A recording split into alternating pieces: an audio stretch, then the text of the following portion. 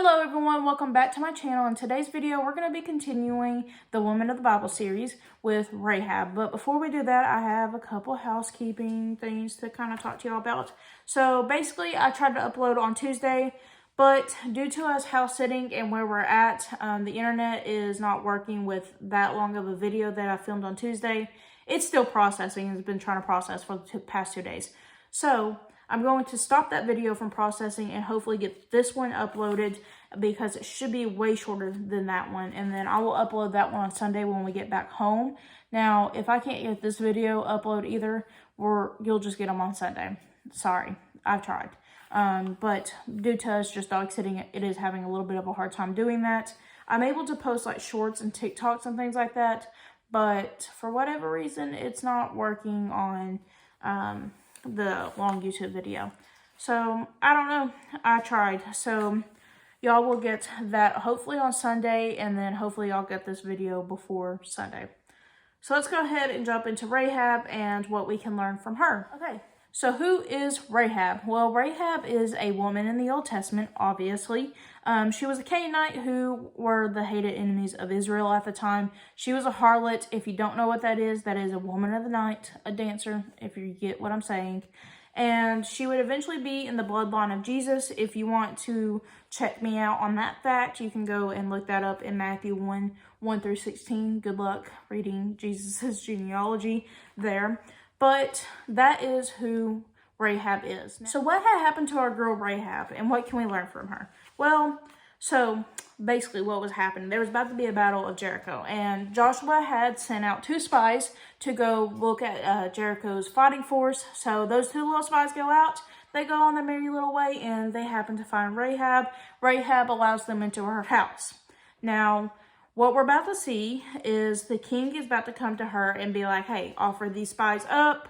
And then she's going to kind of tell a little lie that they're not there and that she doesn't know where they're at. So let's go ahead and read that in Joshua 2 through 7. And it says, the king of Jericho was told, look, at some of the Israelites have come here tonight to spy out the land. So the king of Jericho sent this message to Rahab, bring them out, the men who came to you and entered your house, because they have come to spy out the whole land. But the women had taken the 2 men and hid them. And she said, yes, the men came to me, but I did not know where they came from.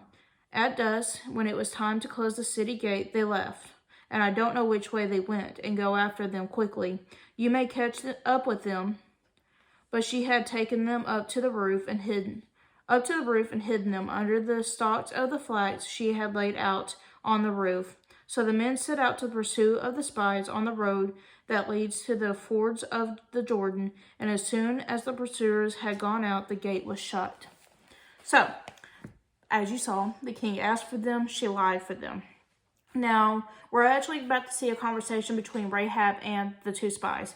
And what Rahab tells them is that she believes that the land belongs to them and why she lied, and asks them to save her family's lives because obviously the battle is coming up and they are basically going to slaughter Jericho, the whole city. And so Rahab was basically asking them to spare her and her family's life. So let's go ahead and jump into that conversation in Joshua 2, 8 through 14.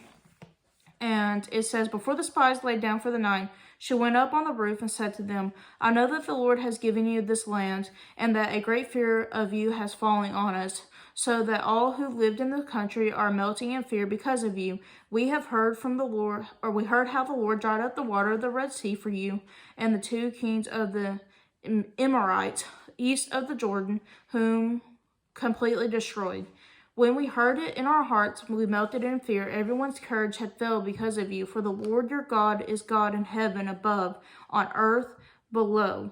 And now then, please swear to me, my Lord, that you will show kindness to my family because I have shown kindness to you. Give me a sure sign that you will spare the lives of my family, my mother, my brothers, sisters, and all who belong to them, and that you will save us from death. Our lives for your lives. The men assured her, if you don't tell them what we are doing, and we will treat you kindly and faithfully when the Lord gives us the land. So after that, she lets them out of the house. They basically reassure her again that her life will be saved, so will her families. And then they also go on and say if somebody does mistakenly kill them, that they would basically take revenge. The spies make it out alive, make it out of the city alive. And yeah, that is basically what had happened to Rahab. Now, okay, so what can we learn from our girl Rahab? Well, the first thing that we can learn is that a godly fear can actually bring us to faith. And what I mean by that was not only Rahab, but the whole city was scared of the Israelites. And that's mainly because they heard what God had done for them. And to be honest, if you have read what God has done for the Israelites, I don't blame our girl Rahab for being scared. But she took that fear and allowed it to take her into believing the Lord and having a relationship with him. And that's exactly what we see in the story. The second thing is no sin is greater than God's mercy. And what I mean by that is, look at Rahab.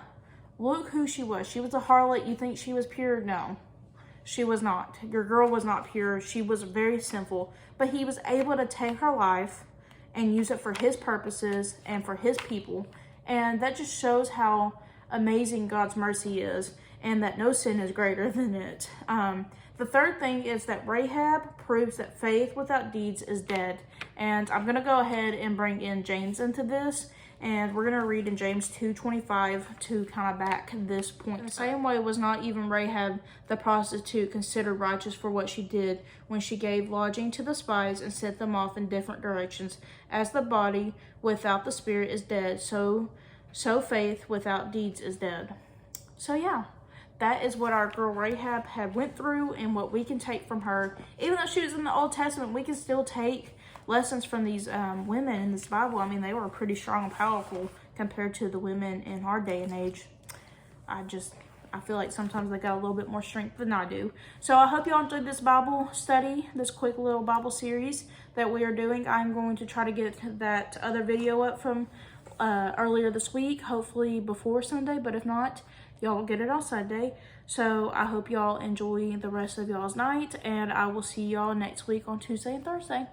Oh, and make sure you like, comment, subscribe, because your girl's trying to save up for a camera. So, yeah, make sure you do all those things. And let me know what you think about the series and who you want me to cover next. And I will catch y'all in the next video.